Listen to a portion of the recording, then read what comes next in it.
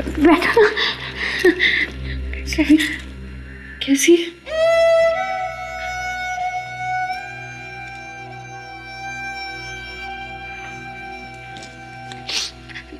नमस्ते जीजा जी।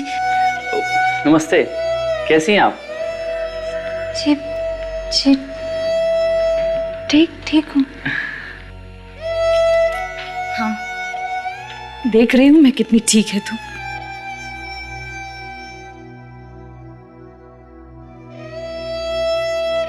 नहीं दीदी, सचमुच पहले से बहुत ठीक हूँ। वेरी गुड, लेकिन इसका मतलब ये नहीं कि आप आराम ना करें। आपके लिए रेस्ट करना बहुत जरूरी है और साथ ही खुश रहने की कोशिश करें। खुश रहने से सारे प्रॉब्लम्स अपने आप सॉल्व हो जाते हैं, राइट? जी, आप दोनों को यहाँ देखकर मुझे बहुत अच्छा लगा।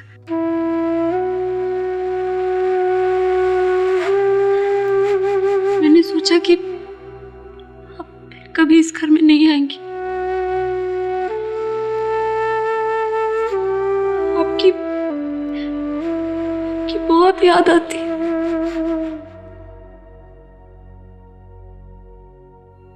मुझे लगता है आप दोनों बहनों को अब अकेले छोड़ देना चाहिए। ज्योति, मैं बाहर हूँ। बाहर तक छोड़ा? अरे नहीं साली साहिबा, आते समय मैंने अपने कदम गिन लिए थे। मैं चला जाऊं।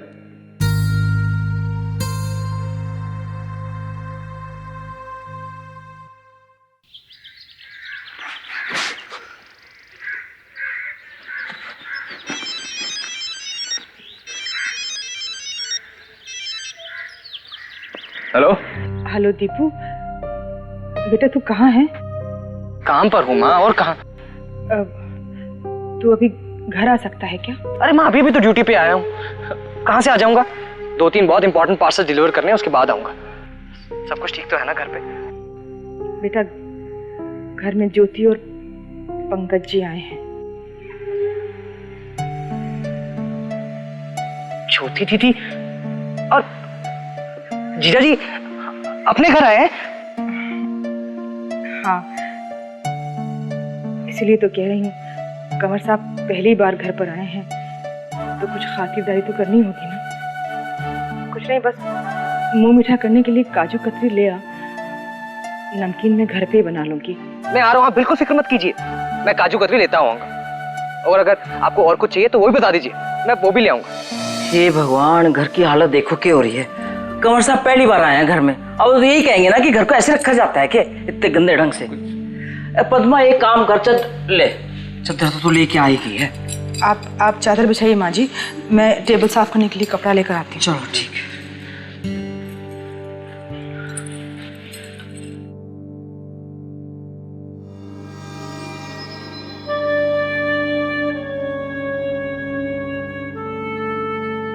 क्या मैं आप लोगों के साथ बैठ सकता हूँ? हाँ बेटा, क्यों नहीं, आओ।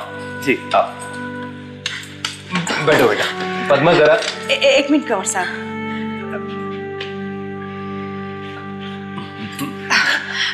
बैठो बेटा, बैठिए। बैठिए। हाँ।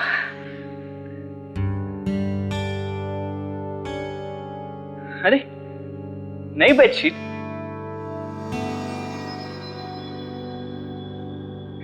कौन से रंग की है? पीला रंग है बेटा, छोटे छोटे फूल भी हैं। वैसे दादी, पुरानी बेडशीट भी अच्छी थी।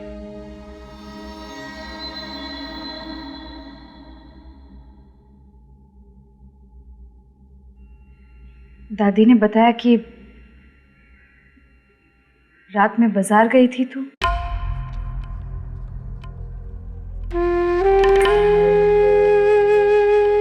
मत किया कर ऐसा सुधी।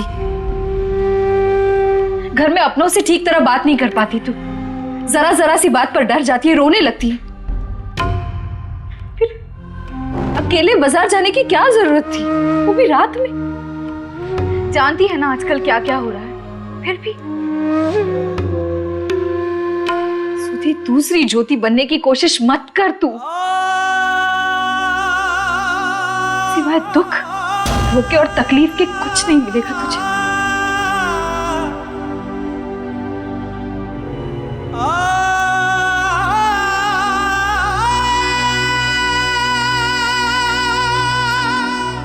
ठीक सुधी, मैं ऐसा नहीं कह रही कि अपनी जिम्मेदारियों से मुंह मोड़ ले, लेकिन बेटा इस वक्त घर की जरूरतों पर ध्यान देने की जरूरत नहीं है तुझे। पहले खुद का ख्याल रख, अच्छे से पढ़ ले, अपने पैरों पर खड़ी हो जा, फिर कुछ और करने की सोचना।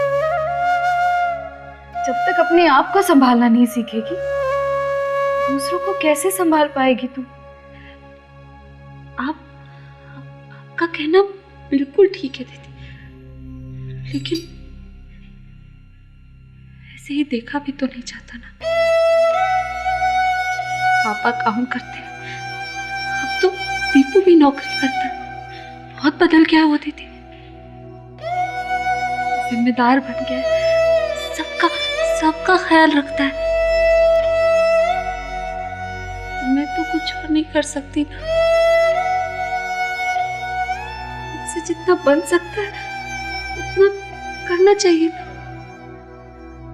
भले सही करूं या नहीं, लेकिन कम से कम कोशिश तो कर सकती हूँ ना दीदी।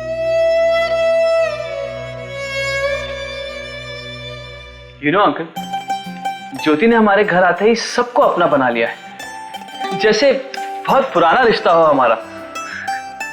सब बहुत खुश हैं उसके साथ, बहुत प्यार करते हैं।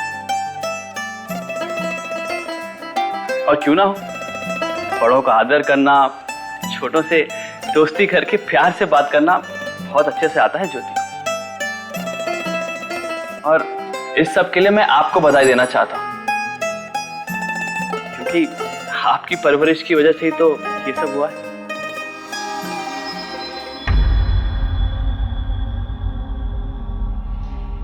मैं अभी आती हूँ।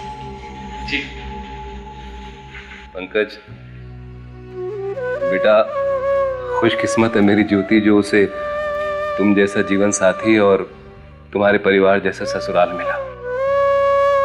बेटा, तुमने उसका हाथ थामा, उसके लिए मैं तुम्हारा जितना भी आभार व्यक्त करूं कम है, पर एक बात के लिए मुझे तुमसे और भी धन्यवाद कहना है।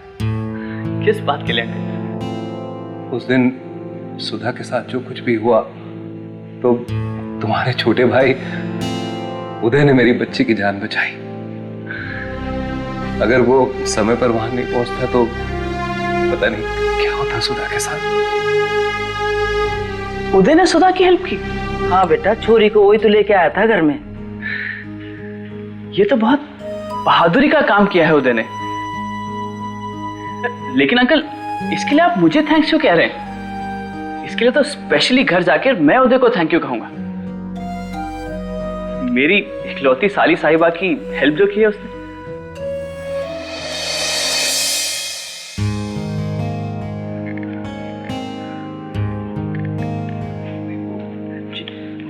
बेटा, इतनी जल्दी?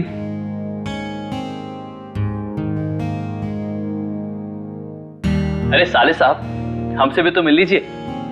How are you? Hello sir. Sir? I mean sorry जीजा जी।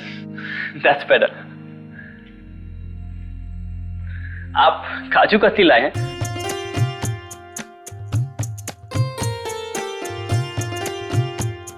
लेकिन अंकल, इन सब चीजों की क्या जरूरत थी?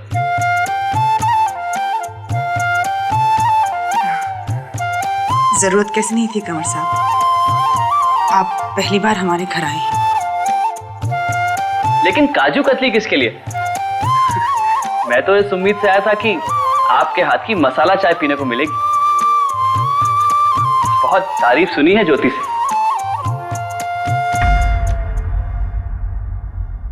उसका तो कहना है कि मां के जैसी चाय कोई बना ही नहीं सकता।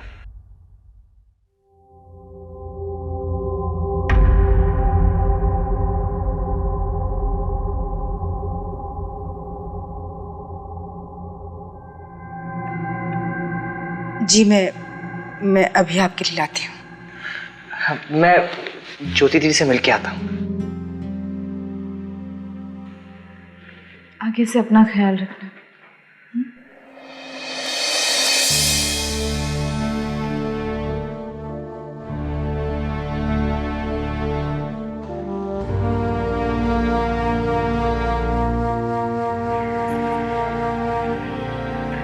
दीदी,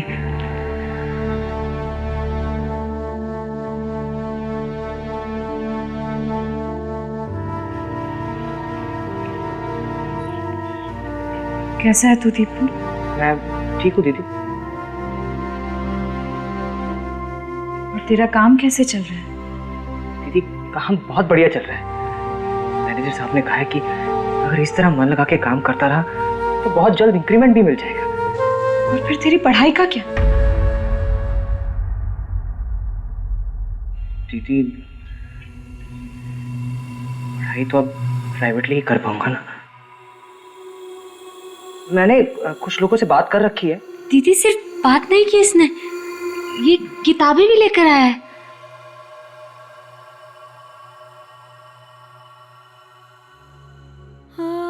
कुछ पैसे मिलेंगे दीदी? पैसे? अब किस लिए? अरे बताया ना दीदी आपको, एक्स्ट्रा क्लास ज्वाइन करने के लिए।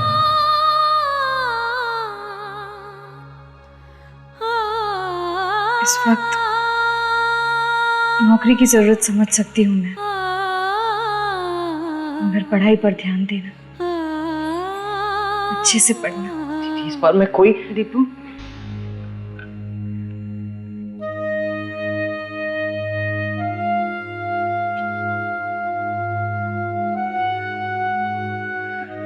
पानी नहीं चाहिए मुझे।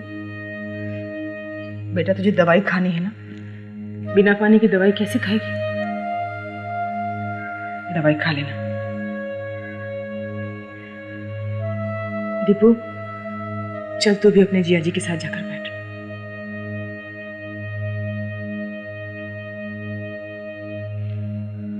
दीदी आप भी सुधा को लेके बाहर आ जाइए।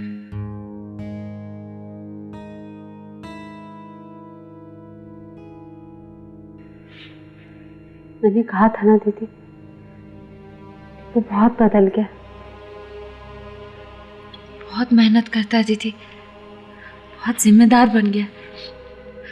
पूरी तनख्वाह लाके घर में देता, अपने लिए कुछ भी नहीं लेता। वो तो पॉकेट मनी से भी मना कर रहा था। मैंने जिद की कि नहीं, थोड़े पैसे अपने लिए रख ले, दिन भर यहाँ वहाँ घूमता है तो जरूरत पड़ती होगी ना दीदी। दीदी उन्हीं पैसों को बचाकर उसने अपने लिए किताबें खरीदी, उसी से पढ़ाई करता है। वो बदल गया दीदी, बहुत अच्छा हो गया।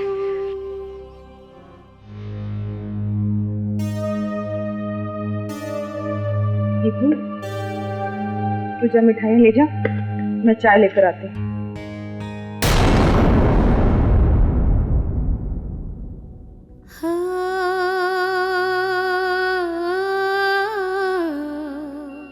मैं लेकर जाती हूँ।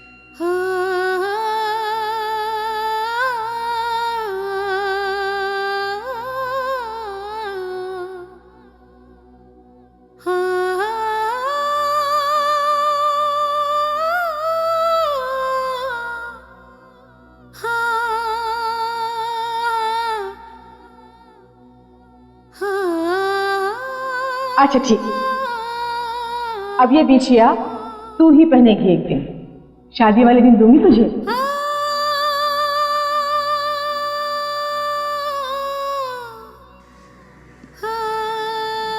कैसी हैं आप?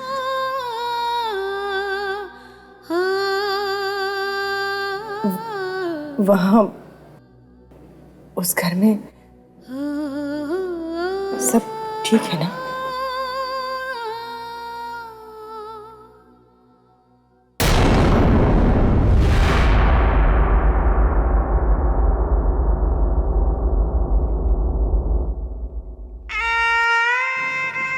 तो वहाँ अपनी ससुराल में खुश तो है ना?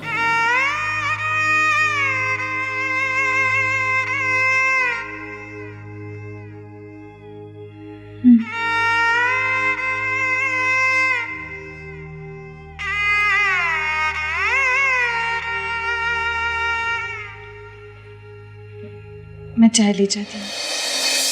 एक बिजनेस फैमिली से होकर भी ये बिजनेस कभी समझ में नहीं आया मुझे। मेरा छोटा भाई है ना उदय, उसे बहुत समझ है। घर का बड़ा बेटा हूं, इसलिए एक कुर्सी और बड़ी पोजीशन दे दी गई है मुझे। लेकिन मेरी दुनिया तो मेरा कॉलेज, मेरे स्टूडेंट्स और इंग्लिश लिटरेचर है। और हाँ, अब ज्योति। मैं भी लिटरेचर का स्टूडेंट रहा हूँ बेटा, पर मैंने हिंदी साहित्य पढ़ा है। लिटरेचर तो लिटरेचर है अंकल, चाहे वो किसी भी भाषा में क्यों ना हो। मैंने भी हिंदी साहित्य पढ़ा है और मैं कह सकता हूँ कि आपको भी इंग्लिश लिटरेचर की काफी नॉलेज होगी। हाँ बेटा, पढ़ा तो है मैंने भी काफी।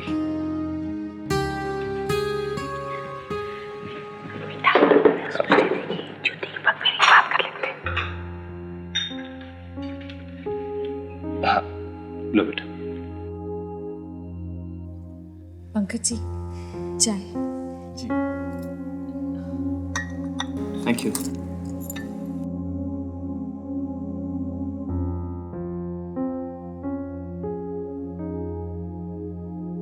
ऐसे क्या देख रही बेटा?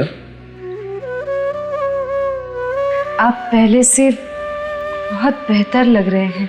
बेटा, तू रोज सुबह घुमाने ले जाया करती थी, फिर एक्सरसाइज, फिर फिजियोथेरापी, कुछ तो असर ही होगा ना। हाँ, तेरे जाने के बाद ये ड्यूटी सुधा ने ले ली है। मैं कभी आलस भी दिखाता हूं ना, पीछे पड़ जाती है, पर लेके जरूर जाती है।